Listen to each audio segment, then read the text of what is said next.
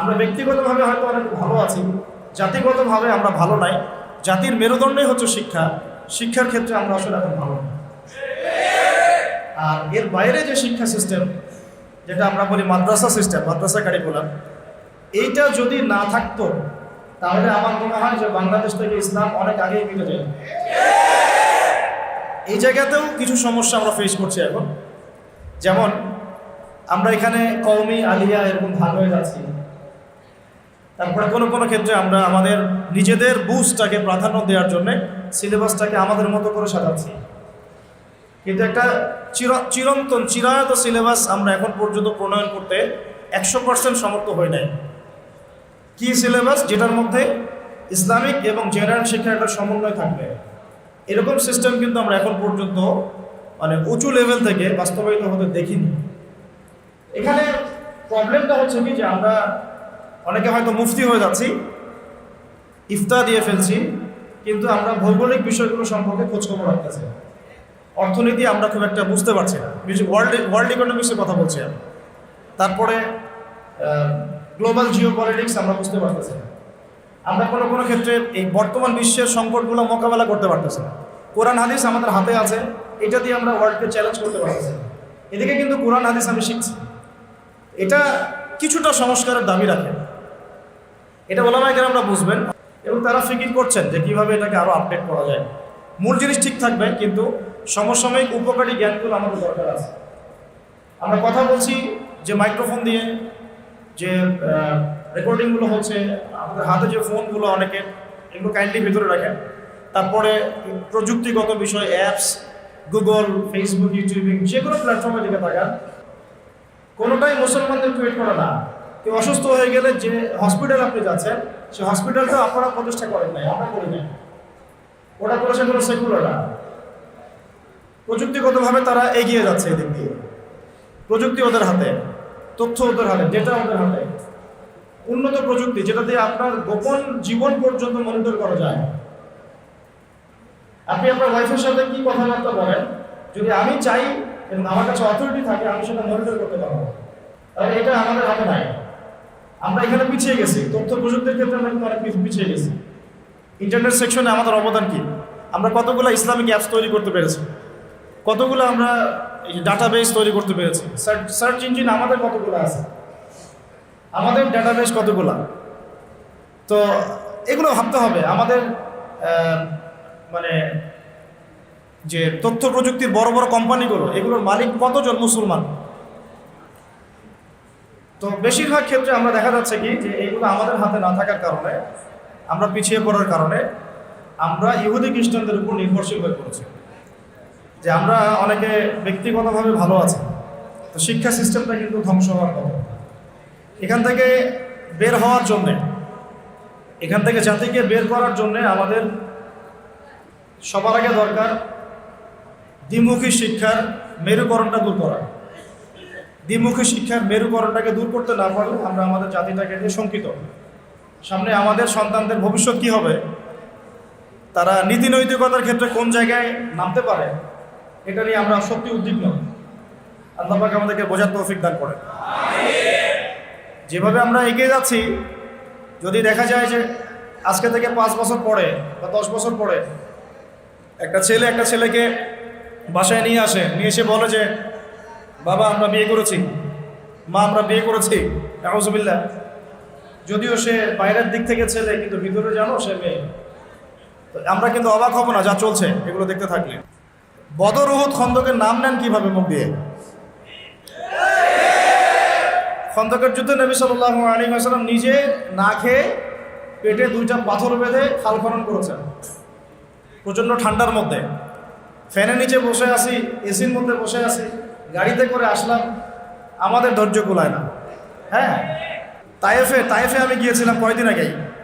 তায়েফে নবী সাল্লাল্লাহু আলাইহি ওয়াসাল্লাম 80 মাইল মানে প্রায় 100 কিলো রাস্তা তিনি পায়ে হেঁটে গিয়েছেন, কোনো বাহনে চড়ে না, পায়ে হেঁটে 100 কিলো গিয়েছেন। একজন সাহাবীকে সাথে নিয়ে, যায়েদ ইবনে হারসা রাদিয়াল্লাহু আনহু, সেখানে গিয়ে তিনি মক্কার বিপরীতে একটা সাপোর্ট আশা করেছিলেন যে তায়েফবাসী ইসলাম কবুল করলে আবু জাহেল, আবু লাহাব, উতবা, সাহেবার এগেনস্টে একটা মানে জিও পলিটিক্যাল সাপোর্ট আমরা পাবো।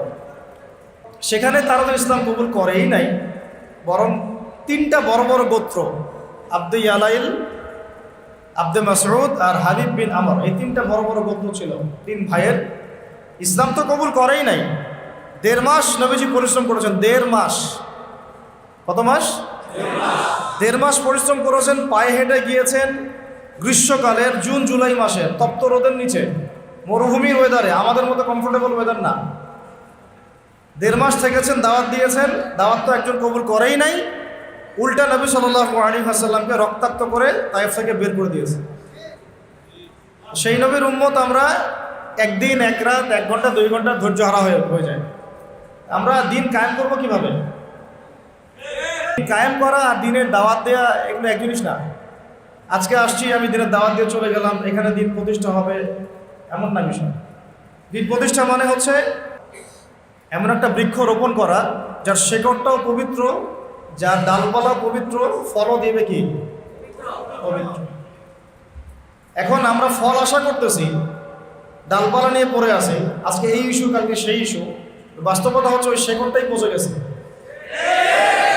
শেকড়টা কিন্তু নাই, পচে গেছে। আজকে ট্রান্সজেন্ডার ইস্যু আসছে, আমরা লাফাচ্ছি, মানে অনেকে কথা বলছি, আমরা সম্মেলন করতেছি, লেখালেখি করতেছি, বইপত্র লঞ্চ করতেছি, অনেকে বক্তব্য দিচ্ছি। এই তো কয়েকদিন আগে আবার আসছিল আরেকটা ইস্যু, তখন ওইটা নিয়ে আমরা কথা বললাম, প্যালেস্টাইন। তারপরে আবার শিক্ষা ইস্যু আসলো, ওইটা নিয়ে কথা বললাম। আমরা একটা একটা করে সমস্যা নিয়ে হাতড়ে ফিরতেছে অন্ধকারে। আসলে সমস্যাটা মূলত গোড়ায়, ওই শেকড়টাই তো অপবিত্র। এই অপবিত্র বৃক্ষের মধ্যে কোনো পবিত্র ফল আশা করা যায় না। এখন আমাদের হাতে দুইটাই অপশন। একটা হচ্ছে এই অপবিত্রতাটাকে, বা এই যে পোকা ধরেছে এখানে, এটাকে মেডিসিন প্রয়োগ করে এই পোকাগুলোকে সারানো, নিরাময় করা, গাছটাকে বাঁচানো। আমরা এই পদ্ধতিতে হাঁটছি এখন, দাওয়াতের মেহনত। দাওয়াতের মেহনত মানে এইটাই। আরেকটা পদ্ধতি হচ্ছে যে যদি মেডিসিন প্রয়োগ করে ওটাকে রিকভারি করা না যায়, তখন ওই শেকড়টা উপড়ায় ফেলতে হয়। এই দুইটা ছাড়া কিন্তু আসলে কোনো অপশন নাই সলভ করার। কারণ আমরা সলভ করতেছি ওলামায়ে কেরামের সাথে পরামর্শ করে, আমরা কোন পথে হাঁটতেছি?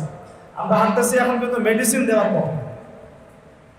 মেডিসিন দাও, যেখানে যেটা রোগ সেখানে সেই মেডিসিন দিয়ে আসো। কিন্তু এটাতে আদতে কতটুকু কাজ হচ্ছে এটাও একটা ভাবার বিষয়। শেকড়টা পচে গেছে। আর এই পচা শেকড় যদি একক মালিকানার হতো তাও একটা কথা ছিল। এই পচা শেকড়ের মালিকানা আবার যৌথ মালিকানা, মানে পুরো বুঝাতে পারতেছি কিনা? সব কথা তো আর খোলামেলা আসবে না, বুঝতে হবে কিছু, মানুষের খিদির হইতে হবে আর কি। ঠিক আছে? এখন এমন না যে একটা রাষ্ট্র চাইলেই তার পুরো জনগণকে ইসলামের পথে আনতে পারে, এখন সেই যুগ না। কারণ এখন পুরো একটা বিশ্ব শক্তি এটাকে নিয়ন্ত্রণ করে, যৌথ মালিকানা। বিশ্বের মালিকানা এখন যৌথ মালিকানা। বিশ্বের মোরাল যারা হিউম্যানিটির গান শোনায়, মানবতার গান শোনায়, মানবতার ফেরিওয়ালা, তো এরা হচ্ছে এই পুরো বিশ্বের মূল তাগতি শক্তি। আর এরা পুরো বিশ্বটাকে এইভাবে সাজিয়েছে যে এখানে মুসলমানদের স্বার্থ খুব একটা দেখা হবে না। বিশ্বের প্রত্যেকটা ডিপার্টমেন্ট, শিক্ষাই বলেন, সংস্কৃতি বলেন, ধর্ম বলেন, আপনার ইকোনমিক্স বলেন বা জিও পলিটিক্স বলেন, প্রযুক্তি বলেন, অস্ত্রশস্ত্র, যে কোনো ডিপার্টমেন্ট ওরা নিয়ন্ত্রণ করে। এই নিয়ন্ত্রণগুলো মুসলিম কান্ট্রিদের উপর এখন খুব একটা নাই, এই বাস্তব কথা। আর যারা শক্তিশালী কান্ট্রি তারা হাত গুটিয়ে বসে আছে, হাত গুটিয়ে বসে আছে। এই যে ফিলিস্তিন ইস্যু নিয়ে ওআইসিদের যে ভূমিকা আমরা দেখলাম, এরপরে আমার বলতে বাধ্য হচ্ছে যে এরকম সংগঠন থাকার চেয়ে না থাকাই ভালো। হচ্ছে যদি বাংলাদেশ ইসলামী হুকুমত কায়েম হয়ে যায় তাও ভালো হবে। সবাই মিলে বসে খ্যাপসা খাওয়া হলো, আর সবাই একসাথে বসে খালি খ্যাপসা আর ফাহাম খাওয়া হলো, কোকাকোলা খাইলাম আর বললাম যে হ্যাঁ কিছু করতে হবে, কিছু করা দরকার। মানবতা বিরোধী অপরাধ হচ্ছে, প্রতিদিন বাচ্চাগুলোকে মেরে ফেলছে, মা বোনদেরকে ধর্ষণ করছে, ভাইদেরকে মারতেছে, কিছু করা দরকার, কিছু করা দরকার, এই পর্যন্তই। অথচ আপনি বিশ্বাস করেন, আপনারাও ঘাটাঘাটি করলে পাবেন, পুরো বিশ্বের সবচেয়ে বড় মিলিটারি পাওয়ার মুসলমানদের বেশি না। 10টা দেশ যদি একসাথে মিলিটারি পাওয়ার একত্রিত করে, পশ্চিমাদের চেয়ে বেশি হবে, নেটোর চেয়ে বেশি হবে, যে কোনো বেশি না, 10টা মুসলিম কান্ট্রি একত্রিত করে। তারপরে আমাদের কাছে যে অয়েল আর গ্যাস আছে, এটা দিয়ে পশ্চিমা বিশ্ব কিনে ফেলা সম্ভব। এটা বয়কট করে ব্যান করে দিলে, সাপ্লাই বন্ধ করে দিলে ওদের এক একটা ইন্ডাস্ট্রি করে যাবে, শেষ। এটা তো করতে পারবে না, কারণ ওদের সাপোর্টে মসনদ টিকে আছে। নুন খেলে তো গুণ গাইতে হবে। তো এখন আমাদের হাতে সব কিছু আছে, আল্লাহ পাক দিয়েছেন। Gold, black gold, oil, gas, military পাওয়ার, জনসংখ্যা সারা বিশ্বে কাদের বেশি? এগুলোর চেয়ে বড় কথা আমাদের আছে ঈমান, আমাদের আছে আল্লাহ, আমাদের আছে কোরআন, মুহাম্মদ সাল্লাল্লাহু আলাইহি ওয়াসাল্লাম, তার মতন নবী। তারপরেও কেন এই অবস্থা? চোখের সামনে 26,000 27,000 মানুষকে মারার পরে কোনো শব্দ নাই কেন? তাহলে বোঝেন যে শিকড়টা কি হয়ে গেছে? আর পচা শিকড় এখন যৌথ মালিকানা। তো নবী ঈসা আলাইহিস সালাম এবং ইমামুল মাহদির যে রোল শেষ জামানায়, সেটা হচ্ছে এই শেকড়টা তার উপরায় ফেলবে। উপরায় ফেলে নতুন একটা পবিত্র গাছ রোপণ করা হবে, ওই গাছের উপরে 40 বছরের খেলাফত কায়েম হবে। এটা কেমন? এটা হচ্ছে আবু জাহেলের যুগ, মনে আছে আবু জাহেলের যুগ? আইয়ামে জাহিলিয়াত। আইয়ামে জাহিলিয়াত মানে হচ্ছে শিরক। আইয়ামে জাহিলিয়াত মানে মূর্তি পূজা। আইয়ামে জাহিলিয়াত মানে রিবা, সুদ। আইয়ামে জাহিলিয়াত মানে হচ্ছে মাদক। আইয়ামে জাহিলিয়াত মানে জিনা। আইয়ামে জাহিলিয়াত মানে পরকিয়া, বেহায়াপনা। তারপরে আপনার মেয়েদেরকে নিয়ে খষ্টি নষ্টি করা, তারপরে মানুষকে দাসত্বের শৃঙ্খলা আবদ্ধ করা, তারপরে ধরেন যে গোত্রীয় হানাহানি। এগুলোই আইয়ামে জাহিলিয়াত মানে কি আসলে? এইগুলাই। এখনকার বিশ্বে এগুলোর কোনটা নাই? এখনকার বিশ্বে এগুলোর কোনটা নাই? সব কিছু আছে, তো আছে আরো বেশি, আরো বড় পরিসরে মজুদ, এবং এটার গ্লোবালাইজেশন হয়েছে ব্যাপারটা, তাই না? ওই সময় না হয় শুধু মক্কায় ছিল, শুধু হয়তো রোমান সভ্যতায় ছিল, শুধু হয়তো ফুরসে ছিল, বা এদিকে মদিনায় কিছু অংশ ছিল। এভাবে তো গ্লোবালাইজেশন হয় না, এখন সব কিছু গ্লোবালাইজেশন হয়েছে। তো এখন আইয়ামে জাহিলিয়াতের ওই জায়গায় নবীজি কি করলেন সাল্লাল্লাহু আলাইহি ওয়াসাল্লাম? তিনি কি তাদের প্রচলিত যে মতবাদগুলো, তাদের ওই সুদী সিস্টেম, তাদের ওই শিরক, তাদের ওই জিনা, তাদের ওই মাদক, তাদের ওই গোত্রীয় হানাহানি, ওইগুলোর ভিতরে ঢুকে কি সংস্কার করার চেষ্টা করলেন, না ওখান থেকে বের হয়ে নতুন কিছু দিলেন? বলেন, ওদের সিস্টেমে ঢুকে কি সংস্কার করার চেষ্টা করলেন, না ওই সিস্টেমের বাইরে থেকে নতুন কিছু দিলেন বিশ্বকে? তিনি নিজে ওই সিস্টেমের বাইরে থাকলেন, নিজে জীবনে কখনো মিথ্যা বলেন নাই, নিজে জীবনে কখনো শিরক করেন নাই, নিজে কিন্তু কখনো তিনি মাদকের ধার কাছেও যান নাই, কখনো গোত্রীয় হানাহানিতেও যান নাই, রিভার কাছেও যান নাই। নবী হওয়ার আগেও তিনি কখনো এগুলো করেন নাই, নবী হওয়ার পরে তো বহুত দূরের কথা ব্যাপারটা, তাই না? তখনও মানুষ তাকে আল আমিন, as-সাদিকুল আমিন বলতো, সত্যবাদী, মহাসত্যবাদী। তো সিস্টেমের ভিতরে ঢুকে না, বরং এই জাহিলিয়াতের বাহিরে থেকে নতুন কিছু দিয়ে জাহিলিয়াতকে দূর করার চেষ্টা করেছেন, এবং তিনি সফল হয়েছেন 100%। এই তো ওই জাহিলিয়াতের বিপরীতে তিনি আল্লাহর ওহী মানে কোরআন এবং নবীর সুন্নাহ, এই দুটাকে একত্রিত করে তিনি তার মিশন শুরু করেছেন। 23 বছর সময় লেগেছে, কিন্তু ওই জাহিলিয়াত পরিপূর্ণ দূর হয়ে গেছে, শিকড় একদম উপড়ায় ফেলে নতুন একটা পবিত্র গাছ রোপণ করেছে ব্যাপারটা, তাই না? এবং ওই গাছ যে ফল দিয়েছিল, সেই ফলটা আমরা ভোগ করেছি প্রায় 1250 বছর। কত বছর? ওই গাছের ফল খেয়েছি আমরা 1250 বছর। ওই 23 বছর পরের মক্কায় আপনি কোনো শিরক পাবেন না, 23 বছর পরের মক্কায় আপনি কোনো রিবা পাবেন না, কোনো জিনাই নাই, দুই একটা থাকতে পারে, তার বিচার হচ্ছে। কোনো মাদক দ্রব্য পাবেন না, যদি হয় কেউ খায় তাও শাস্তির আওতায় আনা হচ্ছে। কোনো ধর্ষণ নাই, যদি কেউ করে তাহলে শাস্তির আওতায় আনা হচ্ছে। কোনো গোত্রীয় হানাহানি নাই, সবাই ভাই ভাই হয়ে গেছে। তিনি কি জাদু করেছেন? মানুষকে ফু দিয়ে দিয়ে কাজ করেছেন? খালি আসো ফু দিয়ে দিই, হ্যাঁ আমরা যেটা করি আর কি, এখন পানি পড়া নিয়ে যাই। তিনি কি খালি খোরমা জিলাপি বিতরণ করেছেন? তিনি কি সেহের জাদু করেছেন মানুষের উপরে? কাউকে ভয় দেখিয়েছেন? কারোর উপর কোনো প্রেশার ক্রিয়েট করেছেন? তিনি মানুষের অন্তর্জগৎ, আত্মার জগৎটাকে পরিবর্তন করে দিয়েছেন। তিনি ফার্স্ট অফ অল মানুষকে বুঝিয়েছেন যে এই জীবনটাই চূড়ান্ত জীবন না, আমাদের এই জীবন সর্বোচ্চ হয়তো 100 বছর, সর্বোচ্চ হয়তো 100 বছর, এরপরে সবাই কেউ থাকবে না। এই কনসেপ্টটা তারা বিশ্বাস করতো, কিন্তু তারা মৃত্যুর পরে যে আবার জীবিত হবে এটা বিশ্বাস করতো না। নবীজি বুঝিয়েছেন, দেখো এরপরে মানুষকে আবার জীবিত করা হবে, এই বস্তুবাদী সভ্যতা থেকে বের হয়ে আসো, মেটারিয়ালিস্টিক চিন্তাভাবনা থেকে বের হয়ে আসো, তোমাদেরকে আবার জীবিত করা হবে, আল্লাহর সামনে একা একা দাঁড়াতে হবে, দাঁড়িয়ে তোমার এই জীবনের হিসেব দিতে হবে। এই চিন্তাটা মানুষের ভিতর ঢুকেছে যখন, মানুষের ভিতরটা পরিবর্তন হওয়া শুরু হয়েছে। তারপরে মানুষ গাইডলাইন চেয়েছে, তাহলে আমি 100 বছর চলবো কীভাবে, ভাই 60-70 বছর কীভাবে চলবো? তখন তিনি গাইডলাইন দিয়েছেন, এই যে আল্লাহর পক্ষ থেকে কোরআন এবং আমার সুন্নাহ ফলো করো, সফল হয়ে যাবে। এটাই ওই দুইটা জিনিস, যে কালিমা লা ইলাহা ইল্লাল্লাহ মুহাম্মাদুর রাসূলুল্লাহ। লা ইলাহা ইল্লাল্লাহ মানে কি? এইসব কোনো জাহিলিয়াত চলবে না। লা ইলাহা ইল্লাল্লাহ মানে আল্লাহ পাকের বিধান ছাড়া কোনো বিধানই চলবে না। একদম সহজ কথা। লা ইলাহা ইল্লাল্লাহ মানে আল্লাহ ছাড়া কোনো মাবুদ নাই, মানে কি? আল্লাহ ছাড়া কোনো বিধানও নাই, কোনো ইলাহ নাই, কোনো উপাস্য নাই। মানে আমি আল্লাহ পাকের হুকুমের বাইরে এক পাও যেতে পারবো না। যদি চাই তাহলে আমি শুধু মুখে লা ইলাহা ইল্লাল্লাহ পড়েছি, মন থেকে পড়ি নাই। ওইটা আব্দুল্লাহ বিন উবাইও পড়েছিল, মুনাফিকদের সর্দার। তিনি কে? মুনাফিকদের সর্দার। সে কি কালিমা পড়ে নাই? কালিমা তো পড়েছে, রাসূলের পিছনে নামাজও পড়েছে, রাসূলকে দেখেছে। আমরা তো নবীকে দেখিই নাই সাল্লাল্লাহু আলাইহি ওয়াসাল্লাম। একবার তাকে স্বপ্ন দেখার জন্য কত দোয়া করতে থাকি আমরা সারাদিন আল্লাহর কাছে, আল্লাহ আমাদেরকে একবার নবীকে দেখান স্বপ্নে। তার রওজায় গিয়ে সালাম দিলে মনে হয় যে নবী এখানেই শুয়ে আছেন, আমরা সামন দিয়ে হাঁটে যাচ্ছি। তিনি তো জীবিত, তিনি কি মৃত? তিনি তার রওজায় জীবিত।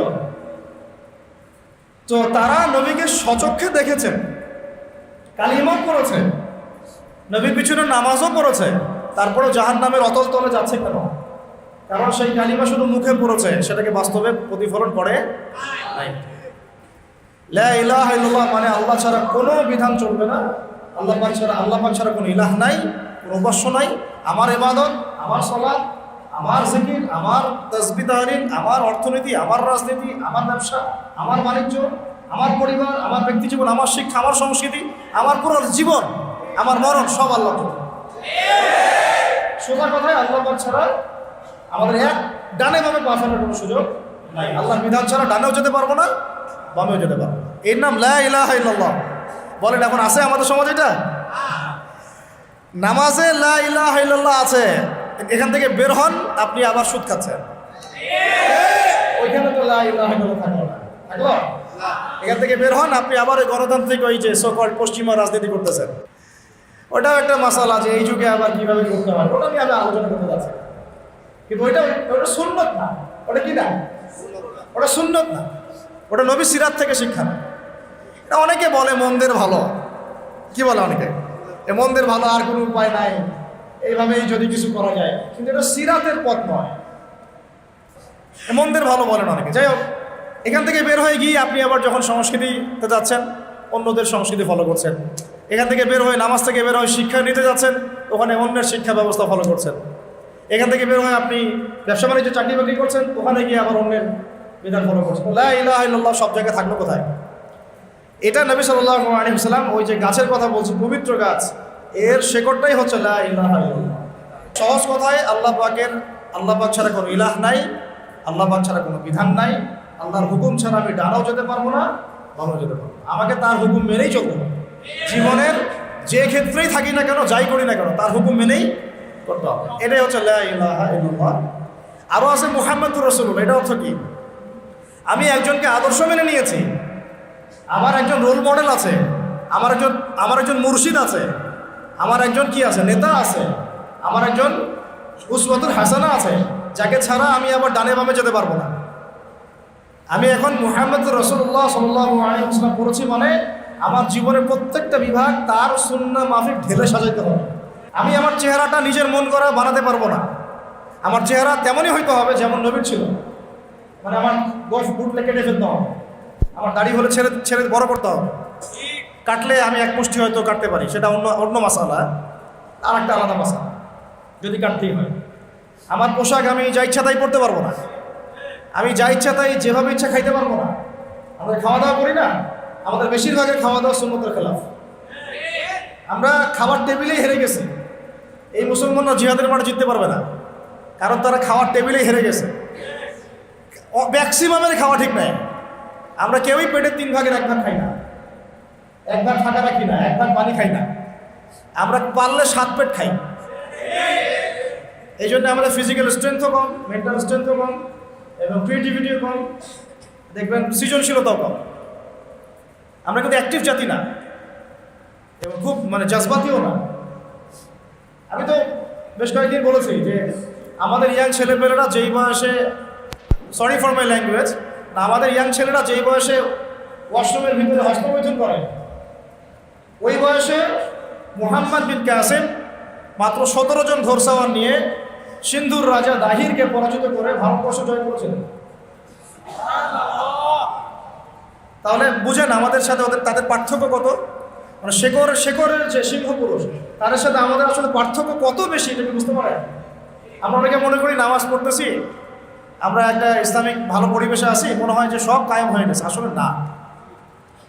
মূল ইসলাম, মূল গন্তব্য, আমাদের মূল ভিশন এবং আমাদের সলফে সালেহিনদের যে চিরায়ত লাইফস্টাইল, তাদের যে মেহনত, তারা যেটা আঞ্জাম দিয়েছেন আমাদের থেকে এটা যোজন দূর, বহুত দূর। তো প্রিয় ভাইরা, মুহাম্মদ রাসূলুল্লাহ মানে আমি আমার জীবনের প্রত্যেকটা ক্ষেত্র নবী সাল্লাল্লাহু আলাইহি ওয়াসাল্লামের অনুকরণ ছাড়া আগাতে পারবো না। চুল রাখবেন নবীর মতো রাখতে হবে, চেহারা আপনার নবীর মতো হতে হবে, আপনার পোশাক আশাক তার মতো ঢিলেঢালা হতে হবে। হাদিসে আসছে খাওয়া দাওয়া ঠিক করতে হবে, ঘুমানো, লাইফস্টাইল, আমাদের কথাবার্তা, প্রত্যেকটা ক্ষেত্র, আমাদের ব্যবসা, আমাদের বাণিজ্য, আমাদের মুআমালাত, আমাদের মুআশারাত, আমাদের ইবাদত, আমাদের জিকির, আমাদের তাসবিহ তাহলিল, আমাদের তিলাওয়াত, মানে আমাদের প্রত্যেকটা ইসলামের বেসিক ফান্ডামেন্টাল এবং এই জীবনের প্রত্যেকটা পার্ট। জীবনের পার্ট আসলে 5-6টার বেশি হয় না। ব্যক্তি জীবন, ইবাদতের ধর্মীয় জীবন 2টা গেল, 3 নাম্বার হচ্ছে শিক্ষার জীবন 3টা, 4টা হচ্ছে অর্থনৈতিক জীবন, 5 নাম্বার আমাদের সমাজনীতি, 6 নাম্বার আমাদের রাজনীতি, 6টা, আর 8টা হচ্ছে আমাদের সংস্কৃতি। এই তো এই 7টা-8টার বেশি আমাদের জীবনের কোনো সেক্টর নাই। কিন্তু এই প্রত্যেকটা সেক্টর আমাকে নবীর সুন্নত মোতাবেক সাজাতে হবে। এর নাম মুহাম্মদ রাসূলুল্লাহ। আমি কিভাবে বোঝাবো? আসলে বোঝানোর মতো এলেমও নয় আমার সেরকম লাফজও আসবে না। উমর রাদিয়াল্লাহু আনহু, যিনি জান্নাতের সার্টিফিকেট প্রাপ্ত একজন মানুষ, 10 জন আশারায়ে মুবাশশারার একজন, 4 খলিফার বরেণ্য একজন খলিফা, যার মতো শাসন ব্যবস্থা কেউ কায়েম করতে পারে না। আছে? পারবে না ইনশাআল্লাহ। ইমামুল মাহদী আসলে পারবেন ইনশাআল্লাহ, আর ঈসা আলাইহিস সালাম আসলে পারবেন। এখন এগুলো জাদুঘরে আছে, এখন এগুলো কোনো বাস্তবায়ন নাই। এখন ওটা নিয়ে আলোচনা বাদ, ইনশাআল্লাহ ওটা নিয়ে আরেকদিন আলোচনা করবো যে উমর রাদিয়াল্লাহু আনহুর খেলাফার যুগটা কেমন ছিল, ওটা আরেকটা আলোচনা হবে ইনশাআল্লাহ। এখন আমি বলতে যাচ্ছি, উনি একদিন নবীজিকে বলছেন সাল্লাল্লাহু আলাইহি ওয়াসাল্লামকে যে ইয়া রাসূলুল্লাহ ওয়াল্লাহি লা উহিব্বুকা, আল্লাহর কসম আমি আপনাকে অনেক মহব্বত করি, ইল্লা মিন নাফসি, আমার নিজের নফসের চেয়ে বেশি না। স্বাভাবিক না? আমি আমার জানের চেয়ে বেশি মহব্বত আপনাকে করি না, কিন্তু অনেক মহব্বত। নবীজি বললেন লা ইয়া উমর, এখনো হয়নি। এখনো হয়নি মানে এখনো পরিপূর্ণ ঈমান আসে নাই। একটু পরে তিনি বললেন যে ইয়া রাসূলুল্লাহ আলআন লা উহিব্বুকা মিন কুল্লি শাই হাত্তা মিন নাফসি, ইয়া রাসূলুল্লাহ আমি আপনাকে সব কিছুর চেয়ে বেশি ভালোবাসি, এমনকি আমার নিজের জীবনের চাইতেও এখন বেশি ভালোবাসি। নবীজি বললেন আলআন ইয়া উমর, এখন প্রকৃত মুমিন হইলাম। উমর রাদিয়াল্লাহু আনহুর ব্যাপারে এত বড় একটা কথা আসলো, লা ইয়া উমর, তুমি এখনো মুমিন হওনি উমর। লা ইউমিনু আহাদুকুম, নবীজি বলছেন তোমাদের মধ্যে কেউ মুমিন হইতেই পারবে না, মানে প্রকৃত মুমিন হইতেই পারবে না, হাত্তা আকুনা আহাব্বা ইলাইহি মিন ওয়ালিদিহি ওয়া ওয়ালাদিহি ওয়ান নাসি আজমাইন, যতক্ষণ না আমি মুহাম্মদ সাল্লাল্লাহু আলাইহি ওয়াসাল্লাম তোমাদের কাছে তোমাদের কি বাবা, তোমাদের সন্তান এবং সমস্ত মানুষের চেয়ে বেশি প্রিয় না হচ্ছে। নিজেকে নিজে প্রশ্ন করি, আসলেই কি মুহাম্মদ সাল্লাল্লাহু আলাইহি ওয়াসাল্লাম আমার কাছে এত বেশি প্রিয়? তাকে গালি দিলে তো আমার খারাপ লাগে, কেউ যদি তাকে নিয়ে কটূক্তি করে আমার খারাপ লাগে। আমরা প্রতিবাদ করি, আমরা আল্লাহু আকবার নারায়ে তাকবীর দিচ্ছি, আমরা আল কোরআনের আলো ঘরে ঘরে যেন স্লোগান দিচ্ছি। সত্যিই কি মুহাম্মদ সাল্লাল্লাহু আলাইহি ওয়াসাল্লামকে আমরা আমাদের নফসের চেয়ে বেশি ভালোবেসেছি, বাসতে পেরেছি? তাহলে আমার চেহারার অবস্থা এমন কেন? আমার পোশাক আশাক, আমার রুচি, আমার অভ্যাস, আমার পছন্দ, আমার চলাফেরা, আমি কেমন করে বেনামাজি থাকতে পারি? তাহলে কেমন করে আমি একটা মেয়ের সাথে তাহলে সম্পর্ক করতে পারি? কিভাবে আমি তাহলে সুদ খাইতে পারি? কিভাবে আমি তাহলে জেনা করতে পারি? কিভাবে আমি তাহলে অন্যের হক নষ্ট করতে পারি? আমি যদি নবী মুহাম্মদকে ভালোবেসেই থাকি সাল্লাল্লাহু আলাইহি ওয়াসাল্লাম, কিভাবে আমি তার সুন্নতের বাইরে যেতে পারি? আমার কথা কি লজিক বা যুক্তি আছে না নাই? তাহলে আমাদের লা ইলাহা ইল্লাল্লাহর মধ্যেও কিছু ঘাপলা আছে আমাদের চলমান, এবং মুহাম্মদুর রাসূলুল্লাহর দাবির মধ্যেও কিছু ঘাপলা আছে না ভাই? এই ঘাপলাগুলো দূর করে আমাদেরকে একটা পবিত্র বৃক্ষ রোপণ করতে হবে, তাহলে আবু জাহেলের যুগ পরিবর্তন হয়ে সাহাবীওয়ালা যুগ হবে ইনশাআল্লাহ। আর খোলামেলা কথা শুনেন, এই বিশ্বে মানুষ এখন ইলাহ মেনে নিয়েছে কাকে জানেন? এই বিশ্বে মানুষ কোনো কোনো ক্ষেত্রে বহু মুসলমানও এর মধ্যে পড়ে গেছে। মানুষ বলতে বোঝাচ্ছি অমুসলিম যারা আছে ওরা তো আছে, আর যারা মুসলিম তাদের মধ্যেও বহু মুসলিম এই কাতারে ঢুকে গেছে, যারা আল্লাহকে বাদ দিয়ে ইউনাইটেড নেশনসকে ইলাহ বানিয়ে নিয়েছে। ও যা বলে তাই, ও যদি বলে এটা ঠিক তো এটা ঠিক, এটা বেঠিক তো এটা বেঠিক, এটা হালাল হবে তো হালাল, এটা হারাম হবে তো হারাম। এক্সাম্পল দিচ্ছি, আমি তো আমার হেডসেট নিচ থেকে কথা বলছি না। আল্লাহ পাক আল কোরআন একটু সামনে নাই থাকলে দেখাতাম খুলে। আল্লাহ রাব্বুল আলামিন কোরআনের মধ্যে দিনার এবং দিরহামের কথা বলেছেন। এটা কি আজকে নাম প্রথম শুনলেন? দিনার মানে কি? স্বর্ণ মুদ্রা। দিনার মানে কি? আর দিরহাম মানে রৌপ্য মুদ্রা। কোরআনে আল্লাহ পাক এগুলোর কথা বলেছেন। আপনার নবী, আমার নবী মুহাম্মদ সাল্লাল্লাহু আলাইহি ওয়াসাল্লাম এগুলো দিয়ে কেনাবেচা করেছেন। দিনার দিরহাম দিয়ে এক্সচেঞ্জ করতেন, কেনাবেচা করতেন। তো অটোম্যান এম্পায়ারটা যখন ছিল এই 1914 সালের আগ পর্যন্ত ঘাটাঘাটি করলে দেখবেন এই বেশি না 100-200 বছর আগেও এই জিনিসগুলোর প্রচলন ছিল সমাজে। বেশি দিন যেতে হবে না, 200-250 বছর। যতক্ষণ পর্যন্ত ফরাসি বিপ্লব হয়েছে 1779 সালের দিকে, তারপরে যে পশ্চিমাদের উত্থানটা, তারপরে ব্রিটেন জার্মানিকে সরাই দিয়ে সারা বিশ্ব শাসন করা শুরু করলো, ব্যাংক অফ ব্রিটেন প্রতিষ্ঠা করলো, তখন যে পাউন্ড চালু করলো, ওই সময় থেকে শুরু হয়েছে পেপার মানি। এর আগে একটা হদিসই পাবেন না। 1944 সালের দিকে, কত সালে? ফার্স্ট ওয়ার্ল্ড ওয়ার হয়েছে 14 থেকে 18, সেকেন্ড ওয়ার্ল্ড ওয়ার তো 45-এর দিক থেকে শুরু হয়েছে, তাই না? তো 44-এর দিকে এই ব্রিটেন উড কনফারেন্সের মতো দিয়ে এই ইউনাইটেড নেশনস গোল্ড দিনার সিলভার দিরহামকে মার্কেট থেকে হারাম করে দিত। এখন থেকে আর এটা দিয়ে কোনো ট্রেড, ব্যবসা বাণিজ্য কিছু করা যাবে না। আমরা যে পেপার মানি দিয়ে দিয়েছি এটা দিয়ে করতে হবে। এটা ডলার কেন্দ্রিক হবে, বাকি কারেন্সি এটা থেকে মনিটর করা হবে ইত্যাদি। তো আল্লাহ পাক দেখেন যেটাকে হালাল করেছেন আমরা সেটাকে হারাম করে দিলাম। আল্লাহ পাক যেটাকে হালাল করেছিলেন কোরআনে, নবী যেটা দিয়ে ব্যবসা বাণিজ্য করেছেন, ওই কারেন্সিটাকে জায়নিস্টরা হারাম করে দিল। আমরা সবাই মেনেও নিলাম এবং আমরা বুঝতেও পারলাম না যে এটা ইসলামিক কারেন্সি না। যে গুটি কয়েক মানুষ এগুলো নিয়ে আবার টুকটাক কথা বলে ওদেরকে আবার তকমাও লাগানো শুরু করলাম। তো এখন আল্লাহর হালালকে যদি কেউ হারাম করে, আল্লাহর হারামকে যদি আবার কেউ হালাল করে, তাহলে একে কোরআন সুন্নাহর ভাষায় কি বলা হয় আমি ফতোয়া দিব না, ওলামায়ে কেরামের কাছে জিজ্ঞাসা করব।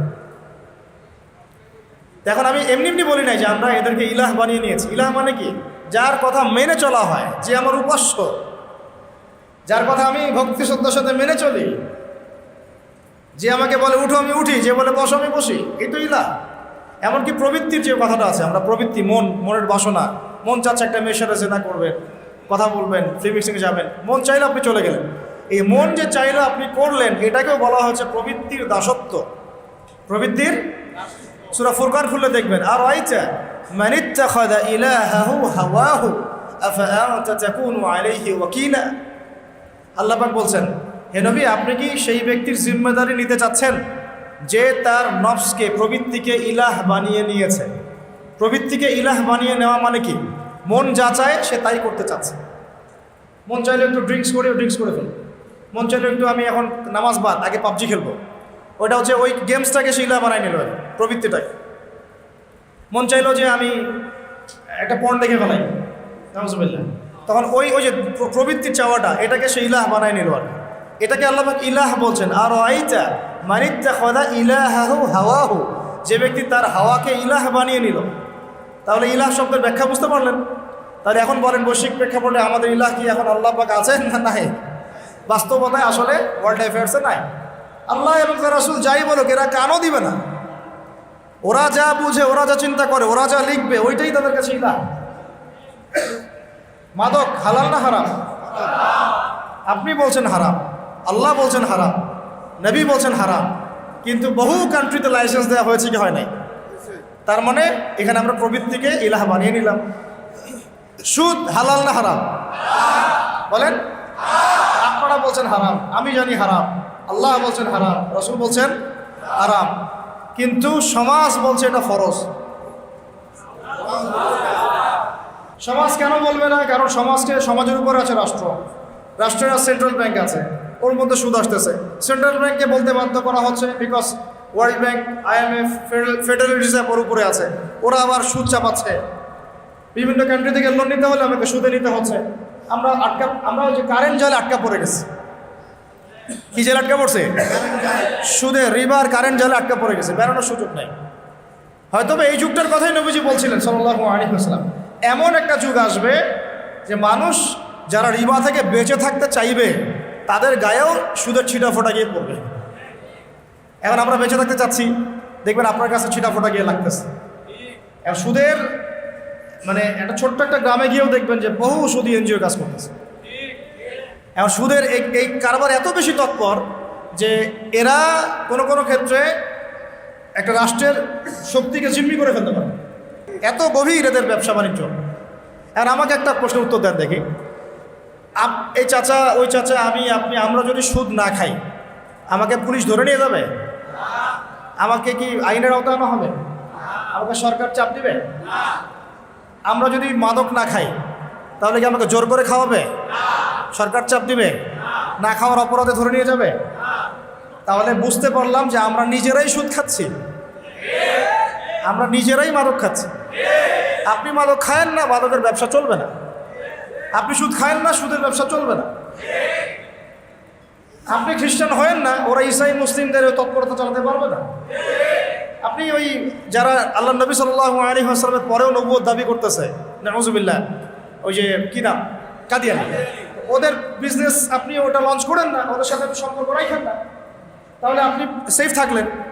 আমরা তো নিজেরাই এগুলোতে পা দিচ্ছি। তারপরে আমি দাবি করতেছি আমি লা ইলাহা ইল্লাল্লাহ পড়া মুসলমান, মুহাম্মাদুর রাসূলুল্লাহ পড়া মুসলমান সাল্লাল্লাহু আলাইহি ওয়াসাল্লাম। আর মূল কথা, ভাই অনেক কথা বলে ফেললাম, মূল কথাটাই ফিরে আসি। মূল কথাটা হচ্ছে যে আমাদেরকে এই নোংরা শেকড় উপড়ায় ফেলে বা একে মেডিসিন দিয়ে ঠিক করে একটা পবিত্র গাছে পরিণত করতে হবে।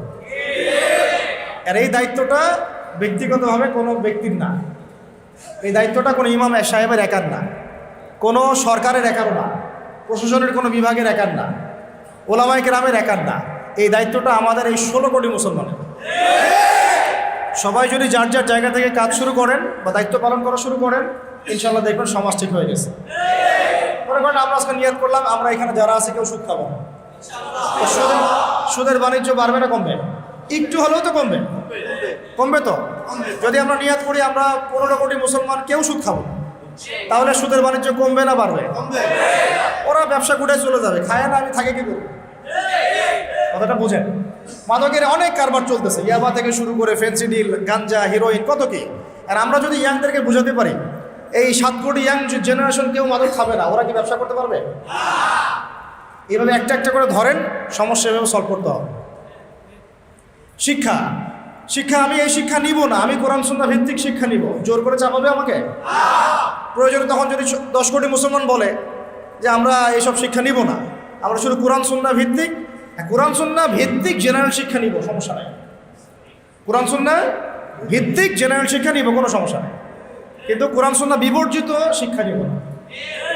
আর কোরআন সুন্নাহর সাথে সাংঘর্ষিক এমন শিক্ষা তো নিবই না, যেমন শরীফ থেকে শরীফা। তো তখন কিন্তু এই শিক্ষাটা আর এভাবে লঞ্চ করতে পারবে না, আস্তে আস্তে কিন্তু কমে যাবে। মানুষ এগুলোর বিপক্ষে, তাহলে দেখবে সরকারও তখন বলবে যে মানুষ যেহেতু বিপক্ষে, আমি কেন এটা আবার জোর করে লঞ্চ করতে যাব? তারাও তো মুসলমান পরিবারের সন্তান, তা আমরা ওদেরকে বোঝাতে হবে, তাদেরকে বোঝাতে হবে। এখন আমার কথাগুলো একটু মনের কান দিয়ে বোঝার চেষ্টা করেন যে এখন প্রবলেমগুলো অনেক গভীরে চলে গেছে। এইটা থেকে সলভ করার জন্য আমাদের কাছে রাস্তা এখন একটা, সেটা হলো নবী সাল্লাল্লাহু আলাইহি ওয়াসাল্লামের সিরাত। কি বললাম বলেন? আপনারা সবাই বাসায় গিয়ে 23 বছরে নবী সাল্লাল্লাহু আলাইহি ওয়াসাল্লাম যেভাবে দাওয়াতের কাজ করেছেন, মেহনত করেছেন, মানুষের ঘরে ঘরে দাওয়াত দিয়েছেন, মানুষের অন্তর্জগৎ পরিবর্তন করেছেন, মানুষকে পরকাল চিনিয়েছেন, আল্লাহর জবাবদিহিতার চেতনা জাগায় দিয়েছেন, হ্যাঁ, মানুষকে সোয়াবের কাজে উদ্বুদ্ধ করেছেন, হারাম থেকে দূরে রেখেছেন। এই যে তাসকিয়া, শুধু এলেম শিখান নাই, এলেম শিখিয়েছেন, আমল শিখিয়েছেন, তাসকিয়াও শিখিয়েছেন, তাসকিয়াও অর্জন করিয়েছেন। তারপরে সমাজ মেনে নেয় নাই, প্রয়োজনে হিজরত করে চলে গেছেন দূরে। সমাজ মেনে নেয় নাই, প্রয়োজনে তায়েফে গিয়েছেন। সমাজ মেনে নেয় নাই, প্রয়োজনে চলে গেছেন মদিনায়। ওখানে গিয়ে মাশাআল্লাহ আনসারী সাহাবীরা ইসলাম আগে থেকে কবুল করেছিল, সেখানে গিয়ে ইসলাম শক্তিশালী হয়েছে। তারপর আস্তে আস্তে আবার জিহাদ হয়েছে, হইতে হইতে এক পর্যায়ে মক্কা বিজয় হয়েছে। এই যে সিরাতের যে প্যাটার্ন, এই প্যাটার্ন ছাড়া এই বিশ্বে দিন কায়েম হবে না। অন্য যে রাস্তাগুলোতে আমরা হাঁটতেছি না, এইগুলো সিরাতের রাস্তা না। এই সিরাতের রাস্তায় আমাদেরকে ফিরে আসতে হবে। তো শুরুটা হবে কোথা থেকে? আমার ব্যক্তি জীবন থেকে। আমরা সবাই আগে নিজেরা লা ইলাহা ইল্লাল্লাহ নিজের মধ্যে ইনস্টল করবো ইনশাআল্লাহ। নিজেরা নিজেদের জীবনে আগে ব্যক্তি জীবনে মুহাম্মদুর রাসূলুল্লাহ প্রতিষ্ঠা করব সাল্লাল্লাহু আলাইহি ওয়াসাল্লাম। তারপরে আমার পরিবারটা আমি ঠিক করব, এর মধ্যে আমার শিক্ষাটা আমি ঠিক করে নিব, কোন শিক্ষা শিখলে আমার পরকাল বাঁচবে। আমার সন্তানের শিক্ষা নিশ্চিত করব।